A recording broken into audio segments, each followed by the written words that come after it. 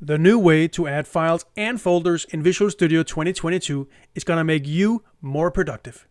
Let's take a look. We start by adding a new item to the project. This opens up the new compact Add New Item dialog. You can still choose to see all the templates by clicking the button, and go back to the compact view by clicking the button again. We give the file a name and hit enter when we're done. This creates the file using the template that matches the file extension, adds it to the project, and opens it up. I hit Ctrl-Shift-A to invoke the command again, and I can hit Escape to clear the input field.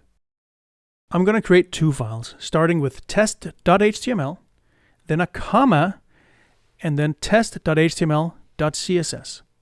Hitting enter, and now I have those two files added to my project. It can also create a folder. Simply type the name of the folder followed by a slash. Hit enter, and the folder is added to your project. To add a file to that folder, just select it and invoke the dialog again. You can name the file anything you want.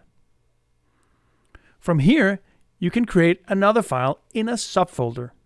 Start by typing the name of the folder, / and then the name of the file. If you found this video helpful and you would like to see more of the same type of content in the future, make sure to like the video and subscribe to the YouTube channel down below.